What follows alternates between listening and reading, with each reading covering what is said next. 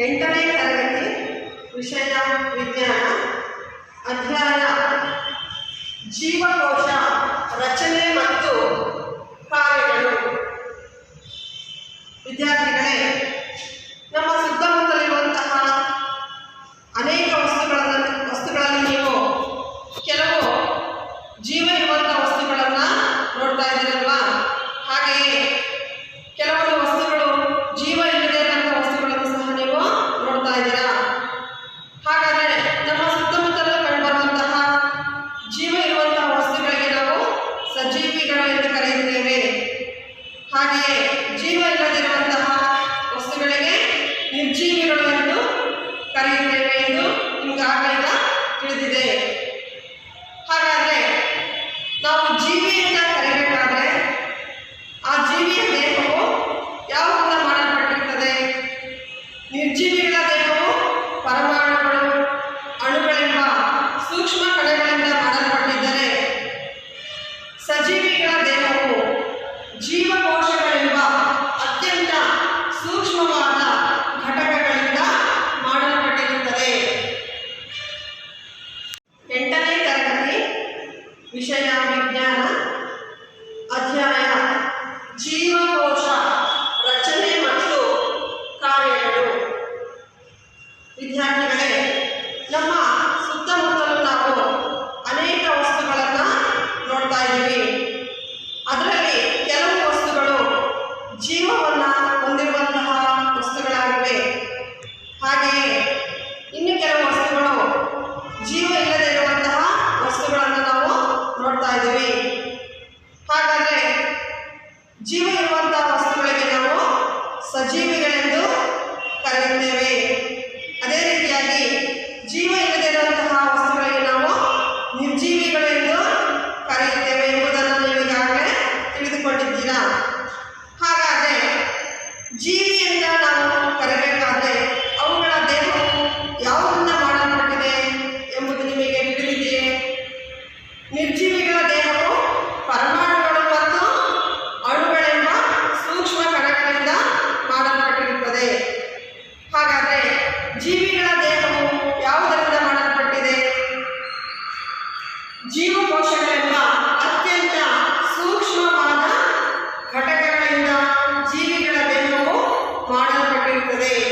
ಮಕ್ಕಳೇ, ನಾವು ಜೀವಿಯಿಂದ ಕಲಿಬೇಕಾದ್ರೆ ಬಹಳ ಮುಖ್ಯವಾದಂತಹ ಮೊದಲನೇ ಲಕ್ಷಣ ಏನಪ್ಪ ಅಂದರೆ ಆ ಜೀವಿಯ ದೇಹವು ಜೀವಕೋಶಗಳೆಂಬ ಸೂಕ್ಷ್ಮವಾದಂತಹ ಘಟಕಗಳಿಂದ ಮಾಡಲ್ಪಟ್ಟಿರುತ್ತದೆ.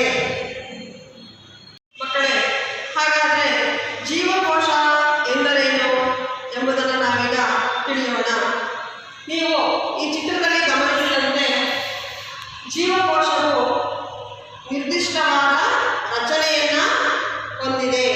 ಹಾಗೆಯೇ ಜೀವಕೋಶದಲ್ಲಿರುವಂತಹ ಪ್ರತಿಯೊಂದು ಕಣಗಳು, ನಮ್ಮ ದೇಹದಲ್ಲಿರುವಂತಹ ಪ್ರತಿಯೊಂದು ಜೀವಕೋಶವೂ ಸಹ ನಿರ್ದಿಷ್ಟವಾದಂತಹ ಕಾರ್ಯವನ್ನು ಮಾಡುತ್ತೆ. ಹಾಗಾದರೆ ಜೀವಕೋಶ ಅಂದ್ರೇನು? ನಿರ್ದಿಷ್ಟವಾದ ರಚನೆಯನ್ನು ಹೊಂದಿರುವ, ನಿರ್ದಿಷ್ಟವಾದ ಕಾರ್ಯವನ್ನು ಮಾಡುವಂತಹ ನಮ್ಮ ದೇಹದ ಸೂಕ್ಷ್ಮ ಘಟಕವೇ ಜೀವಕೋಶ. ಹಾಗಾಗಿ ಜೀವಿಯ ರಚನಾತ್ಮಕ ಮತ್ತು ಕಾರ್ಯಾತ್ಮಕ ಘಟಕಕ್ಕೆ ನಾವು ಜೀವಕೋಶ ಎಂದು ಕರೆಯುತ್ತೇವೆ. ವಿದ್ಯಾರ್ಥಿಗಳೇ, ಹಾಗಾದರೆ ಜೀವಕೋಶ ಅಂದ್ರೇನು? ಜೀವಿಯ ರಚನಾತ್ಮಕ ಹಾಗೂ ಕಾರ್ಯಾತ್ಮಕ ಘಟಕವೇ ಜೀವಕೋಶ. ಮಕ್ಕಳೇ, ಈಗ ನಾವು ಜೀವಕೋಶದ ಆವಿಷ್ಕಾರದ ಬಗ್ಗೆ ತಿಳಿಯೋಣ.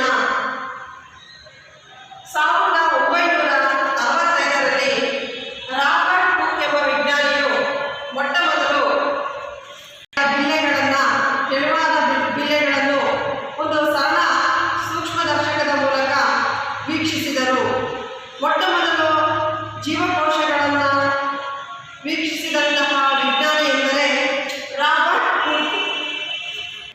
ಮಕ್ಕಳೇ, ರಾಬರ್ಟ್ ಹುಕ್ ಸೂಕ್ಷ್ಮದರ್ಶಕದಲ್ಲಿ ಕಾರ್ಕ್ನ ತೆಳುವಾದ ಬಿಲ್ಲೆಗಳನ್ನು ತೆಗೆದುಕೊಂಡು ವೀಕ್ಷಿಸಿದಾಗ ಈ ರೀತಿಯಾಗಿ ಸಣ್ಣ ಸಣ್ಣ ಇಟ್ಟಿಗೆಯಂತಹ ಜೇನುಗೂಡಿನಂತಹ ರಚನೆಯನ್ನು ಅವನು ವೀಕ್ಷಿಸಿದ. ಈ ಸೂಕ್ಷ್ಮವಾದ ರಚನೆಗಳಿಗೆ ಸೆಲ್ಗಳೆಂದು ಕರೆದ. ಸೆಲ್ ಎಂದರೆ ಕನ್ನಡದಲ್ಲಿ ಜೀವಕೋಶ. ಮಕ್ಕಳೇ, ಸುಧಾರಿತ ಸೂಕ್ಷ್ಮದರ್ಶಕಗಳ ಆವಿಷ್ಕಾರದ ನಂತರ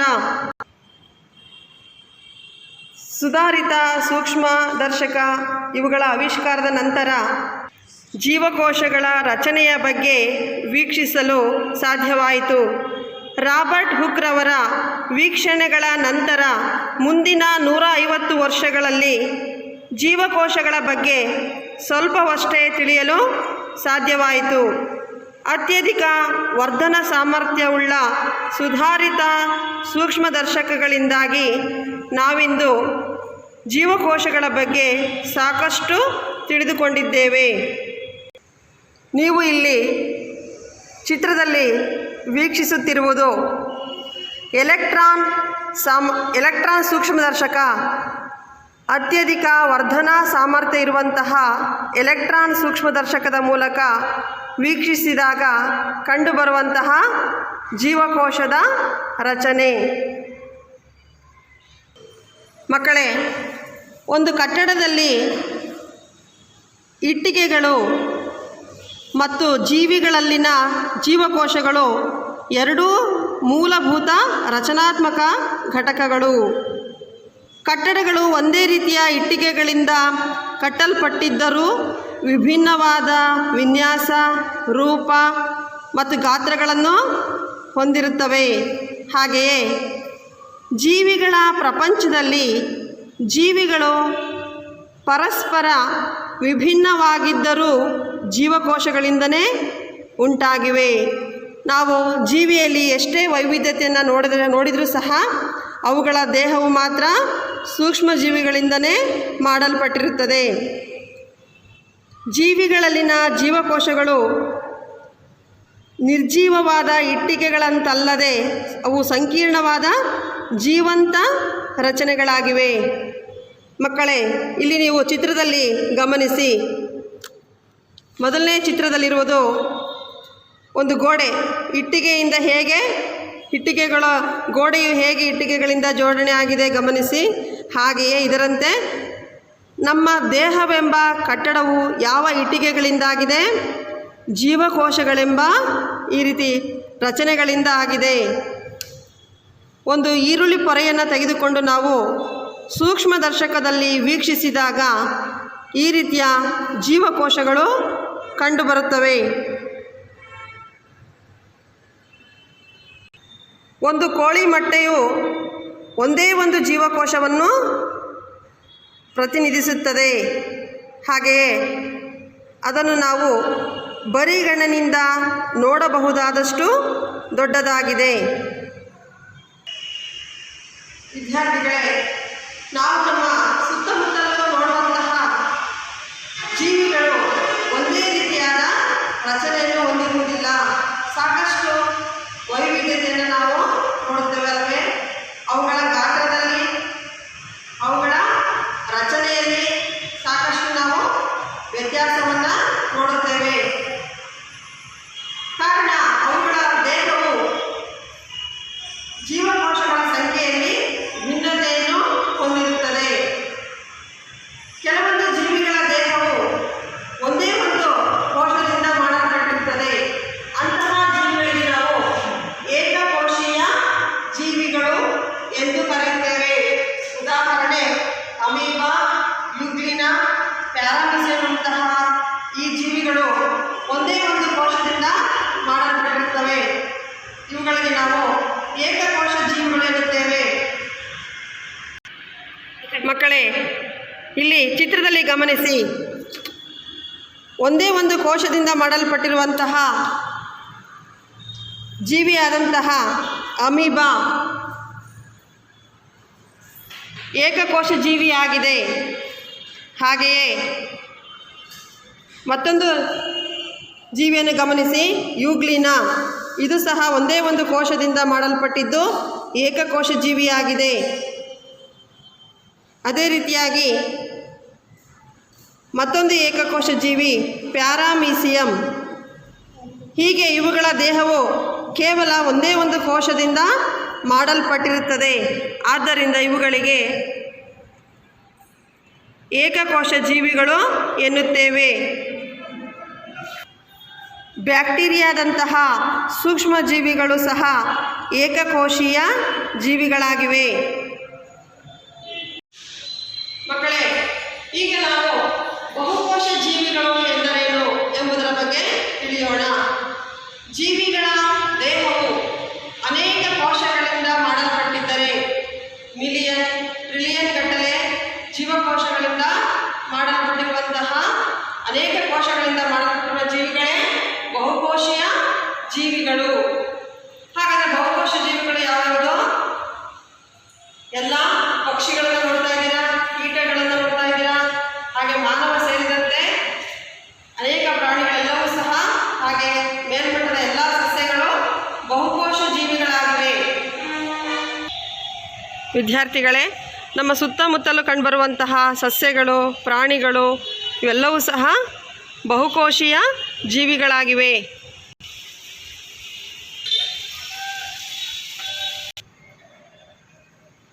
ಅಣಬೆ, ನಾಯಿ ಕೊಡೆಯಂತಹ ಶಿಲೀಂಧ್ರಗಳು ಸಹ ಬಹುಕೋಶೀಯ ಜೀವಿಗಳಾಗಿವೆ. ಮಕ್ಕಳೇ, ಆನೆಯಂತಹ ದೊಡ್ಡ ಪ್ರಾಣಿ ಅಥವಾ ಎತ್ತರವಾದಂತಹ ಒಂದು ಮರದಲ್ಲಿರುವಂತಹ ಜೀವಕೋಶಗಳ ಸಂಖ್ಯೆ ಎಷ್ಟಿರಬಹುದೆಂದು ನೀವು ಊಹಿಸಬಲ್ಲಿರಾ? ಆ ಸಂಖ್ಯೆ ಎಷ್ಟಿರುತ್ತದೆ ಅಂದರೆ ಬಿಲಿಯನ್ ಮತ್ತು ಟ್ರಿಲಿಯನ್ ಜೀವಕೋಶಗಳನ್ನು ದಾಟುತ್ತದೆ. ಮನುಷ್ಯ ದೇಹದಲ್ಲಿ ವಿಭಿನ್ನ ಆಕಾರ ಮತ್ತು ಗಾತ್ರಗಳಿರುವಂತಹ ಟ್ರಿಲಿಯನ್ ಗಟ್ಟಲೆ ಜೀವಕೋಶಗಳಿವೆ. ಈ ಜೀವಕೋಶಗಳ ವಿಭಿನ್ನ ಗುಂಪುಗಳು ನಿರ್ದಿಷ್ಟವಾದ ವಿವಿಧ ಕಾರ್ಯಗಳನ್ನು ಮಾಡುತ್ತವೆ. ಮಕ್ಕಳೇ, ಇಲ್ಲಿ ಗಮನಿಸಿ. 1 ಬಿಲಿಯನ್ ಎಂದರೆ 1,000 ಮಿಲಿಯನ್. ಹಾಗೆಯೇ 1 ಟ್ರಿಲಿಯನ್ ಎಂದರೆ 1,000 ಬಿಲಿಯನ್ ಎಂದು ಅರ್ಥ.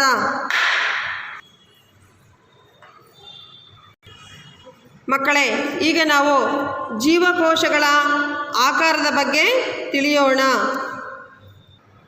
ಚಿತ್ರದಲ್ಲಿ ಗಮನಿಸಿ. ಅಮೀಬಾ ಇದು ನಿರ್ದಿಷ್ಟವಾದ ಆಕಾರವನ್ನು ಹೊಂದಿಲ್ಲದ ಏಕಕೋಶ ಜೀವಿಯಾಗಿದೆ. ಬೆರಳಿನಾಕಾರದ ಈ ರಚನೆಗಳಿಗೆ ನಾವು ಮಿಥ್ಯಪಾದ ಎಂದು ಕರೆಯುತ್ತೇವೆ. ಅಮೀಬಾ ಚಲಿಸಿದಂತೆ ಅಥವಾ ಆಹಾರ ಸೇವಿಸಿದಂತೆ ಈ ಚಾಚಿಕೊಂಡಿರುವಂತಹ ಮಿಥ್ಯಪಾದಗಳು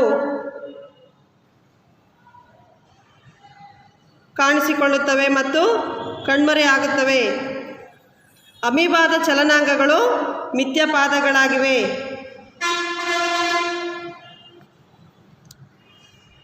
ಹಾಗಾದರೆ ಅಮೀಬಾ ತನ್ನ ಆಕಾರವನ್ನು ಬದಲಾಯಿಸಿಕೊಳ್ಳುವುದರಿಂದ ಆಗುವಂತಹ ಪ್ರಯೋಜನವೇನು?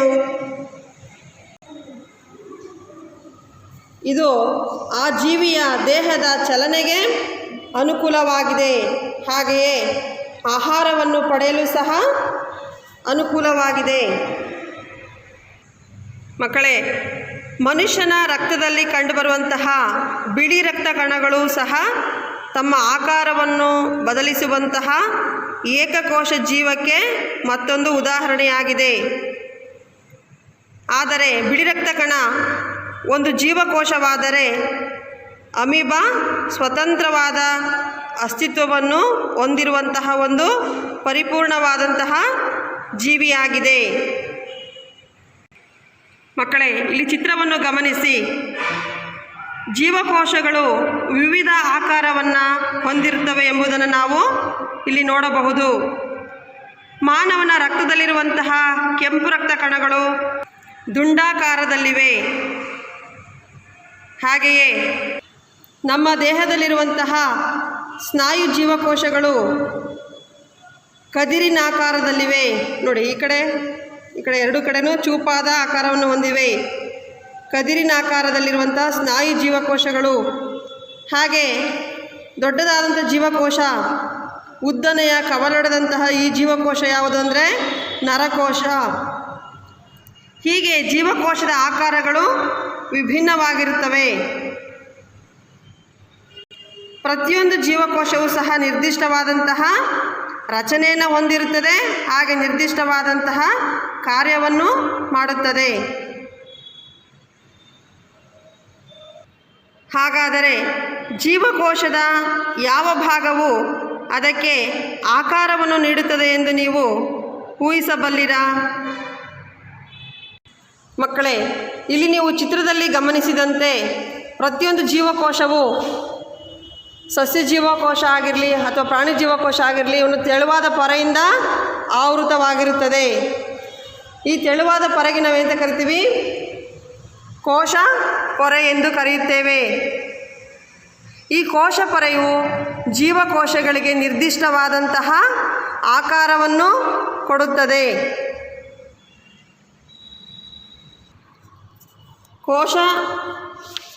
ಕೋಶ ಪೊರೆಯು ಪ್ರಾಣಿ ಜೀವಕೋಶದಲ್ಲಿ ವೀಕ್ಷಿಸಿ, ಆದರೆ ಸಸ್ಯ ಜೀವಕೋಶದಲ್ಲಿ ಕೋಶ ಪೊರೆಯ ಮೇಲೆ ಮತ್ತೊಂದು ಹೊದಿಕೆ ಇರುತ್ತದೆ. ಅದನ್ನು ನಾವು ಕೋಶ ಭಿತ್ತಿ ಎಂದು ಕರೆಯುತ್ತೇವೆ.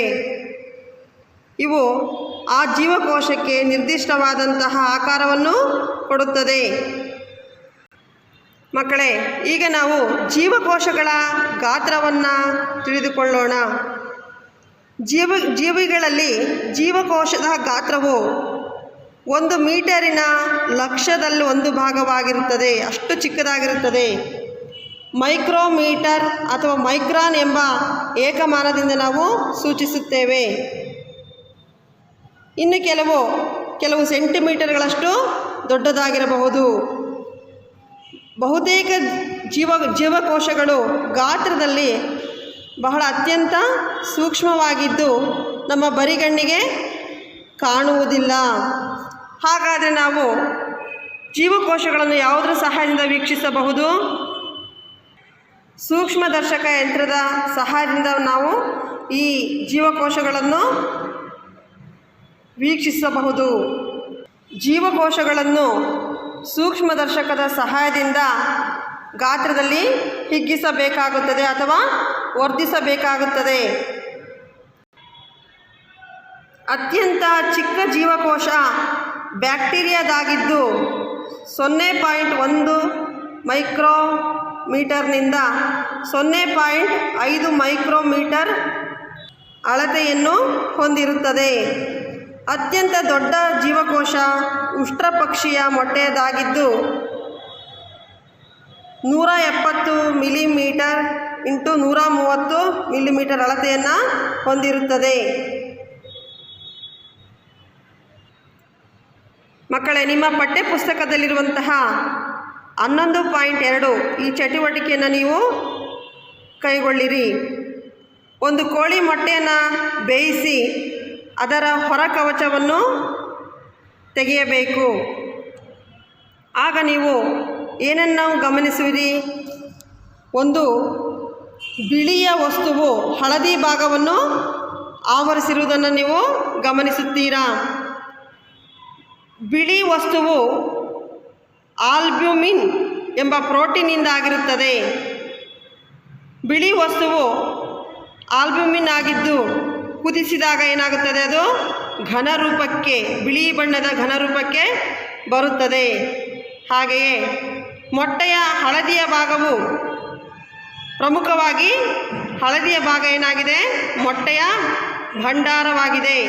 ಅಲ್ಲಿ ಕೊಬ್ಬಿನ ಅಂಶ ಇರುತ್ತದೆ. ಅದು ಏಕಜೀವಕೋಶದ ಭಾಗವಾಗಿದೆ. ನೋಡಿ, ಇಲ್ಲಿ ನಾವು ಯಾವುದೇ ವರ್ಧಕ ಉಪಕರಣವಿಲ್ಲದೆ ನೀವು ಈ ಏಕಜೀವಕೋಶವನ್ನು ವೀಕ್ಷಿಸಬಹುದು. ಹಾಗಾದರೆ ಈ ಚಟುವಟಿಕೆಯನ್ನು ನೀವು ಮನೆಯಲ್ಲಿ ಕೈಗೊಳ್ತೀರಲ್ವಾ? ಮಕ್ಕಳೇ, ಇಲ್ಲಿ ಜೀವಕೋಶಗಳ ಗಾತ್ರವು ಪ್ರಾಣಿ ಅಥವಾ ಸಸ್ಯದ ದೇಹದ ಗಾತ್ರದ ಮೇಲೆ ಅವಲಂಬಿತವಾಗಿರುವುದಿಲ್ಲ. ಆನೆಯ ಗಾತ್ರ ನಿಮಗೆ ಗೊತ್ತಿದೆ. ಆನೆ ಅತ್ಯಂತ ದೊಡ್ಡದಾದ ಬೃಹತ್ ಗಾತ್ರದ ಭೂವಾಸಿ ಪ್ರಾಣಿಯಾಗಿದೆ. ಆನೆಯ ಜೀವಕೋಶಗಳು ಇಲಿಯ ಜೀವಕೋಶಗಳಿಗಿಂತ ಸಾಕಷ್ಟು ದೊಡ್ಡದಾಗಿರಬೇಕಾದ ಅಗತ್ಯವಿಲ್ಲ. ಅಂದರೆ ಇಲ್ಲಿ ಜೀವಕೋಶಗಳ ಗಾತ್ರವು ಯಾವುದನ್ನು ಅವಲಂಬಿಸಿರುವುದಿಲ್ಲ, ಪ್ರಾಣಿಯ ಅಥವಾ ಸಸ್ಯದ ದೇಹದ ಗಾತ್ರವನ್ನು ಅವಲಂಬಿಸಿರುವುದಿಲ್ಲ. ಜೀವಕೋಶದ ಗಾತ್ರವು ಅದರ ಕಾರ್ಯಕ್ಕೆ ಸಂಬಂಧಿಸಿರುತ್ತದೆ. ಉದಾಹರಣೆಗೆ ಆನೆ ಮತ್ತು ಇಲಿ ಎರಡೂ ಜೀವಿಗಳ ನರಕೋಶಗಳೇನಾಗಿರುತ್ತದೆ, ಉದ್ದವಾಗಿರುತ್ತದೆ ಮತ್ತು ಕವಲೊಡೆದಿರುತ್ತದೆ. ನೀವೀಗ ಚಿತ್ರದಲ್ಲಿ ಗಮನಿಸಿದ್ರಲ್ವಾ, ಇದು ಉದ್ದವಾದಂಥ ಕವಲೊಡೆದಿರುವಂಥ ಈ ಜೀವಕೋಶ ಯಾವುದು? ನರಕೋಶ. ಆನೆ ಗಾತ್ರದಲ್ಲಿ ದೊಡ್ಡದಾಗಿದ್ದರೂ ಸಹ, ಅದೇ ರೀತಿ ಇಲಿ ಗಾತ್ರದಲ್ಲಿ ಚಿಕ್ಕದಾಗಿದ್ದರೂ ಸಹ, ಅವೆರಡರ ದೇಹದಲ್ಲಿಯೂ ಸಹ ನರಕೋಶವು ಇದೇ ರೀತಿಯಾಗಿ ಕವಲೊಡೆದು ಇದೇ ಆಕಾರದಲ್ಲಿ ಇರುತ್ತದೆ. ಆನೆ ಆಗಿರ್ಬೋದು ಅಥವಾ ಇಲಿ ಆಗಿರ್ಬೋದು, ಎರಡರೂ ದೇಹದಲ್ಲಿ ಕೊಡುವ ಈ ನರಕೋಶವು ಮಾಡುವಂಥ ಕಾರ್ಯ ಏನಾಗಿರುತ್ತದೆ? ಒಂದೇ ಆಗಿರುತ್ತದೆ. ಸಂದೇಶಗಳನ್ನು ದೇಹದ ಒಂದು ಭಾಗದಿಂದ ಮತ್ತೊಂದು ಭಾಗಕ್ಕೆ ಸಾಗಿಸುವಂತಹ, ಪ್ರಚೋದನೆಗಳನ್ನು ಸಾಗಿಸುವಂತಹ ಕಾರ್ಯವನ್ನು ಮಾಡುತ್ತದೆ ನರಕೋಶವು. ಹೀಗೆ ನರಕೋಶಗಳು ಸಂದೇಶಗಳನ್ನು ರವಾನಿಸುವಂತಹ ಒಂದೇ ರೀತಿಯಾದಂಥ ಕಾರ್ಯವನ್ನು ಮಾಡುತ್ತವೆ.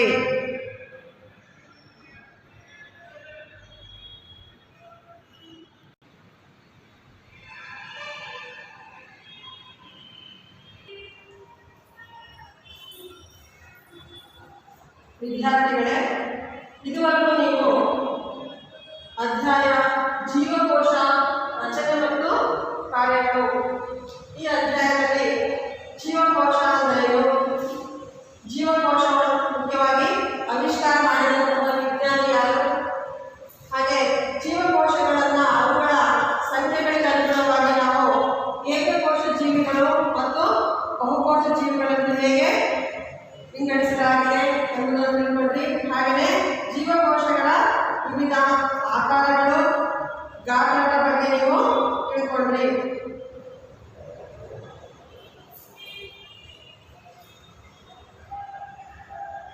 ವಿದ್ಯಾರ್ಥಿಗಳೇ, ಈಗ ನಾವು ಒಂದು ಮಾದರಿ ಜೀವಕೋಶದ ರಚನೆ ಮತ್ತು ಕಾರ್ಯದ ಬಗ್ಗೆ ತಿಳಿಯೋಣ. ಪ್ರತಿಯೊಂದು ಜೀವಿಯು ಅನೇಕ ಅಂಗಗಳನ್ನು ಹೊಂದಿದೆ ಎಂಬುದನ್ನು ನೀವೀಗಾಗಲೇ ಕಲಿತಿದ್ದೀರಿ. ಜೀರ್ಣಾಂಗಗಳು ಒಟ್ಟಾಗಿ ಜೀರ್ಣಾಂಗ ವ್ಯೂಹವನ್ನು ನಿರ್ಮಿಸಿವೆ. ಹಾಗೆ ಪ್ರಜನನಾಂಗ ವ್ಯೂಹ, ಶ್ವಾಸಾಂಗ ವ್ಯೂಹ, ಹೀಗೆ ಇವು ಹಲವಾರು ಅಂಗಗಳ ಗುಂಪುಗಳಿಂದ ಮಾಡಲ್ಪಟ್ಟಿವೆ ಎಂಬುದನ್ನು ನೀವೀಗಾಗಲೇ ತಿಳಿದಿದ್ದೀರಾ. ಜೀರ್ಣಾಂಗ ವ್ಯೂಹದ ಪ್ರತಿಯೊಂದು ಅಂಗವು ಜೀರ್ಣಕ್ರಿಯೆ, ಆಹಾರವನ್ನು ದ್ರವರೂಪಕ್ಕೆ ಪರಿವರ್ತಿಸುವುದು ಮತ್ತು ನಮ್ಮ ದೇಹದಲ್ಲಿ ಕಂಡುಬರುವಂತಹ ಜೀರ್ಣಾಂಗ ವ್ಯೂಹವು, ಈ ಜೀರ್ಣಾಂಗ ವ್ಯೂಹದ ಪ್ರತಿಯೊಂದು ಅಂಗವೂ ಸಹ ಜೀರ್ಣಕ್ರಿಯೆ, ಆಹಾರವನ್ನು ದ್ರವರೂಪಕ್ಕೆ ಪರಿವರ್ತಿಸುವುದು ಮತ್ತು ಹೀರಿಕೆಗಳಂತಹ ವಿಭಿನ್ನ ಕಾರ್ಯಗಳನ್ನು ನಿರ್ವಹಿಸುತ್ತವೆ. ಅನ್ನನಾಳ, ಜಠರ, ಕರುಳು ಇವೆಲ್ಲವೂ ಸಹ ಜೀರ್ಣಕ್ರಿಯೆಯಲ್ಲಿ ಭಾಗವಹಿಸುತ್ತವೆ. ಅದೇ ರೀತಿ ಒಂದು ಸಸ್ಯದ ವಿಭಿನ್ನ ಅಂಗಗಳು ಸಹ ನಿರ್ದಿಷ್ಟ ಅಥವಾ ವಿಶಿಷ್ಟ ಕಾರ್ಯಗಳನ್ನು ನಿರ್ವಹಿಸುತ್ತವೆ. ಸಸ್ಯದ ವಿಭಿನ್ನ ಅಂಗಗಳು ನಿರ್ದಿಷ್ಟ ಅಥವಾ ವಿಶಿಷ್ಟ ಕಾರ್ಯಗಳನ್ನು ನಿರ್ವಹಿಸುತ್ತವೆ. ಉದಾಹರಣೆ, ಸಸ್ಯಗಳ ಬೇರುಗಳು ಮಣ್ಣಿನಿಂದ ನೀರು ಮತ್ತು ಖನಿಜಗಳ ಹೀರುವಿಕೆಗೆ ಸಹಾಯ ಮಾಡುತ್ತವೆ ಎಂಬುದನ್ನು ನೀವೀಗಾಗಲೇ 7ನೇ ತರಗತಿಯಲ್ಲಿ ತಿಳಿದಿದ್ದೀರಾ. ಹಾಗೆಯೇ ಹಸಿರು ಬಣ್ಣದಲ್ಲಿರುವಂತಹ ಈ ಎಲೆಗಳು ಆಹಾರ ತಯಾರಿಕೆಯಲ್ಲಿ, ದ್ಯುತಿ ಸಂಶ್ಲೇಷಣ ಕ್ರಿಯೆಯಲ್ಲಿ ಮುಖ್ಯ ಪಾತ್ರವನ್ನು ವಹಿಸುತ್ತವೆ ಎಂಬುದು ಸಹ ನೀವು ಈಗಾಗಲೇ ತಿಳಿದಿದ್ದೀರಾ. ಅದೇ ರೀತಿ ಮುಂದುವರಿದಂತೆ ಪ್ರತಿಯೊಂದು ಅಂಗವು ಅಂಗಾಂಶಗಳೆಂದು ಕರೆಯಲ್ಪಡುವಂತಹ ಸಣ್ಣ ಸಣ್ಣ ಭಾಗಗಳಿಂದ ಉಂಟಾಗಿದೆ. ಒಂದು ಅಂಗಾಂಶವು ಒಂದು ನಿರ್ದಿಷ್ಟ ಕಾರ್ಯವನ್ನು ನಿರ್ವಹಿಸುವಂತಹ ಒಂದೇ ರೀತಿಯ ಜೀವಕೋಶಗಳ ಗುಂಪಿನಿಂದಾಗಿದೆ. ಮಕ್ಕಳೇ, ಈ ಚಿತ್ರದಲ್ಲಿ ಗಮನಿಸಿರುವಂತಹ ಸಸ್ಯದಲ್ಲಿ ಕಂಡುಬರುವಂತಹ ಪೇರೆಂಕೈಮ ಮತ್ತು ಕೋಲೆಂಕೈಮ ಇವು ಅಂಗಾಂಶಗಳಾಗಿದ್ದು ಜೀವಕೋಶಗಳ ಸಮೂಹದಿಂದಾಗಿವೆ. ಪೇರೆಂಕೈಮ ಅಂಗಾಂಶವು ಸಸ್ಯದಲ್ಲಿ ಆಹಾರ ಸಂಗ್ರಹಣೆಯಲ್ಲಿ ಮುಖ್ಯ ಪಾತ್ರವನ್ನು ವಹಿಸುತ್ತದೆ. ಹಾಗೆಯೇ ಹಲವಾರು ಜೀವಕೋಶಗಳ ಸಮೂಹದಿಂದಾಗಿರುವಂತಹ ಕೋಲೆಂಕೈಮ ಅಂಗಾಂಶವು ಸಸ್ಯ ದೇಹಕ್ಕೆ ನಿರ್ದಿಷ್ಟವಾದಂತಹ ದೃಢತೆಯನ್ನು ಕೊಡುತ್ತದೆ. ಇದು ಒಂದು ಆಧಾರ ಅಂಗಾಂಶವಾಗಿದೆ. ಸಸ್ಯ ದೇಹಕ್ಕೆ ಆಧಾರವನ್ನು ಕೊಡುತ್ತದೆ. ನೀವು ಜೀವಕೋಶಗಳ ಬಗ್ಗೆ ನೀವು ತಿಳಿದಿದ್ದೀರಾ. ಹಾಗೆಯೇ ಹಲವಾರು ಜೀವಕೋಶಗಳು ಸೇರಿ ಏನಾಗಿದೆ ಹಾಗಾದರೆ ಅಂಗಾಂಶಗಳೆಂಬ ಈ ರೀತಿ ರಚನೆಗಳು ಸಸ್ಯ ದೇಹದಲ್ಲಿ ಹಾಗೂ ಪ್ರಾಣಿ ದೇಹದಲ್ಲಿ ಎರಡರಲ್ಲೂ ಸಹ ಅಂಗಾಂಶಗಳನ್ನು ನಾವು ನೋಡಬಹುದು. ಒಂದು ಅಂಗವು ಅಂಗಾಂಶಗಳಿಂದಾಗಿದ್ದು ಈ ಅಂಗಾಂಶಗಳು ಜೀವಕೋಶಗಳಿಂದಾಗಿವೆ ಎಂಬುದು ನಮಗೆ ಈಗ ತಿಳಿಯಿತು.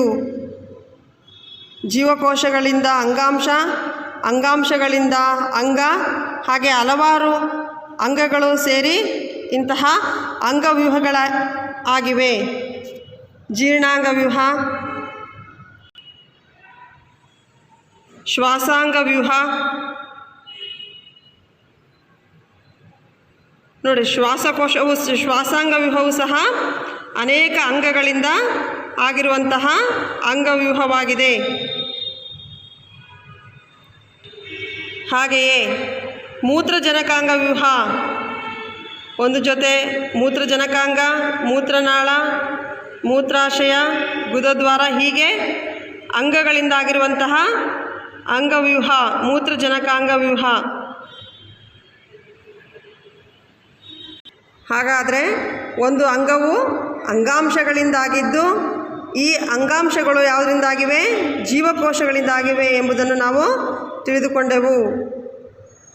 ಹಾಗಾದರೆ ಒಂದು ಜೀವಿಯಲ್ಲಿನ ಜೀವಕೋಶವು ರಚನಾತ್ಮಕ ಮೂಲ ಘಟಕವಾಗಿದೆ ಎಂಬುದನ್ನು ನಾವೀಗ ತಿಳಿದುಕೊಂಡೆವು. ಮಕ್ಕಳೇ, ನಾವೀಗ ಜೀವಕೋಶದ ಪ್ರಮುಖ ಭಾಗಗಳ ಬಗ್ಗೆ ತಿಳಿಯೋಣ.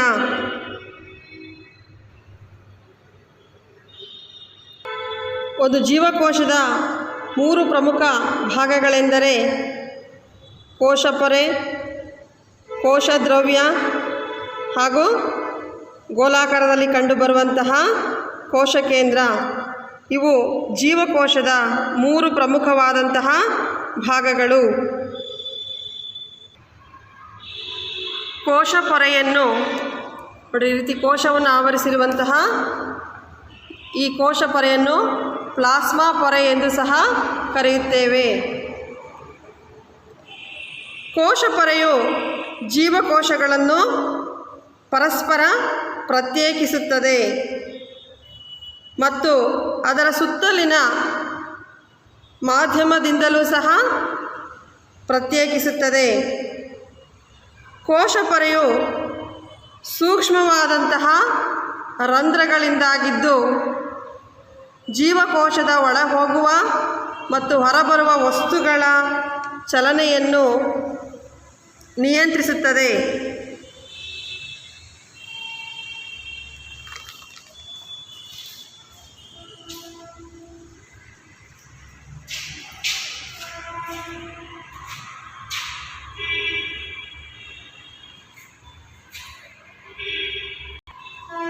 ಕೋಶಪೊರೆ ಅಥವಾ ಪ್ಲಾಸ್ಮಾ ಪೊರೆಯು ಜೀವಕೋಶದ ಒಳಗೆ ಹೋಗುವ ಮತ್ತು ಹೊರಬರುವ ವಸ್ತುಗಳ ಚಲನೆಯನ್ನು ನಿಯಂತ್ರಿಸುತ್ತದೆ. ಮಕ್ಕಳೇ, ನಿಮ್ಮ ಪಠ್ಯಪುಸ್ತಕದಲ್ಲಿರುವ 11.3 ಚಟುವಟಿಕೆಯನ್ನು ಗಮನಿಸಿ. ಜೀವಕೋಶದ ಮೂಲ ಘಟಕಗಳನ್ನು ವೀಕ್ಷಿಸುವ ಸಲುವಾಗಿ ಒಂದು ಚಟುವಟಿಕೆಯನ್ನು ನಾವು ಕೈಗೊಳ್ಳಬಹುದು. ಒಂದು ಈರುಳ್ಳಿ ಗಡ್ಡೆಯನ್ನು ತೆಗೆದುಕೊಂಡು ಅದರ ಮೇಲಿನ ಒಣಗಿದ ಗುಲಾಬಿ ಬಣ್ಣದ ಪದರಗಳನ್ನು ತೆಗೆಯಬೇಕು. ಚಿಮ್ಮಟ ಅಥವಾ ನಿಮ್ಮ ಕೈಗಳ ಸಹಾಯದಿಂದ ಆ ಈರುಳ್ಳಿಯ ಒಳಭಾಗದಲ್ಲಿ ಕಂಡುಬರುವಂತಹ ಮಾಂಸಲ ಬಿಳಿ ತೆಳುವಾದ ಪದರುಗಳನ್ನು ಉಳಿಸಿಕೊಂಡು ಒಣಗಿದ ಗುಲಾಬಿ ಪದರಗಳನ್ನು ನೀವು ಸುಲಭವಾಗಿ ಪ್ರತ್ಯೇಕಿಸಬಹುದು. ಈರುಳ್ಳಿ ಗಡ್ಡೆಯನ್ನು ಜಜ್ಜಿ ತೆಳುವಾದ ಪೊರೆಗಳನ್ನು ಬೇರ್ಪಡಿಸಬಹುದು. ಒಂದು ಗಾಜಿನ ಸ್ಲೈಡಿನ ಮೇಲೆ ಒಂದು ಹನಿ ನೀರನ್ನು ಹಾಕಿ ಈರುಳ್ಳಿ ಪೊರೆಯ ಒಂದು ಸಣ್ಣ ಚೂರನ್ನು ಅದರ ಮೇಲೆ ಇಡಬೇಕು. ಒಂದು ಬ್ಲೇಡ್ ಅಥವಾ ಚಿಮ್ಮಟದ ಸಹಾಯದಿಂದ ಈ ತೆಳು ಪೊರೆಯನ್ನು ಸಣ್ಣ ಸಣ್ಣ ಚೂರುಗಳಾಗಿ ತುಂಡರಿಸಬಹುದು. ಈ ಪೊರೆಗೆ ನಂತರ ಒಂದು ಹನಿ ಮೆಥಿಲಿನ್ ಅಥವಾ ನೀಲಿ ದ್ರಾವಣವನ್ನು ಸೇರಿಸಿ ಅದರ ಮೇಲೆ ಒಂದು ಕವರ್ ಸ್ಲಿಪ್ಪನ್ನು ಅಳವಡಿಸಿ ಗಾಳಿ ಗುಳ್ಳೆಗಳು ಉಂಟಾಗದಂತೆ ಎಚ್ಚರಿಕೆ ವಹಿಸಬೇಕು. ನಂತರ ಅದನ್ನು ಸೂಕ್ಷ್ಮದರ್ಶಕದಡಿಯಲ್ಲಿ ವೀಕ್ಷಿಸಬೇಕು. ಈರುಳ್ಳಿಯಲ್ಲಿರುವಂಥ ಜೀವಕೋಶಗಳನ್ನು ಸಂಯುಕ್ತ ಸೂಕ್ಷ್ಮದರ್ಶಕದಲ್ಲಿ ಇಟ್ಟು ವೀಕ್ಷಿಸಿದಾಗ ಸೂಕ್ಷ್ಮದರ್ಶಕದಲ್ಲಿ ಈ ರೀತಿಯ ರಚನೆಗಳನ್ನು ನೀವು ವೀಕ್ಷಿಸಬಹುದು. ಈರುಳ್ಳಿ ಜೀವಕೋಶದ ಆವರಣವೇ ಕೋಶ ಪೊರೆ. ಅದು ಇನ್ನೊಂದು ದಪ್ಪನೆಯ ಪೊರೆ ಕೋಶ ಭಿತ್ತಿಯಿಂದಲೂ ಸಹ ಆಗಿದೆ. ಸಸ್ಯ ಜೀವಕೋಶದಲ್ಲಿ ಕೋಶ ಪೊರೆ ಜೊತೆಗೆ ಮತ್ತೊಂದು ಕೋಶ ಭಿತ್ತಿ ಎಂಬ ಪೊರೆ ಇರುತ್ತದೆ. ಹಾಗೆಯೇ ಕೇಂದ್ರದಲ್ಲಿ ಕಂಡುಬರುವಂತಹ ದುಂಡಾದ ರಚನೆಯನ್ನು ಕೋಶ ಕೇಂದ್ರ ಎಂದು ಕರೆಯುತ್ತೇವೆ.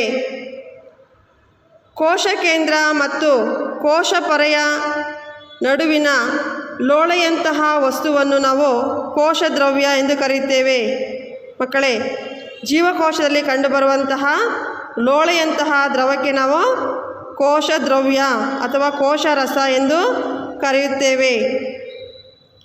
ಕೋಶ ಪೊರೆಯ ಮುಖ್ಯವಾದಂತಹ ಕಾರ್ಯವೇನೆಂದರೆ ಜೀವಕೋಶಕ್ಕೆ ಅದು ನಿರ್ದಿಷ್ಟವಾದಂತಹ ಆಕಾರವನ್ನು ಕೊಡುತ್ತದೆ.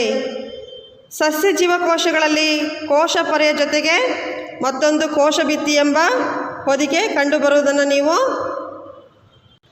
ಚಿತ್ರದಲ್ಲಿ ಗಮನಿಸಿದ್ದೀರಿ.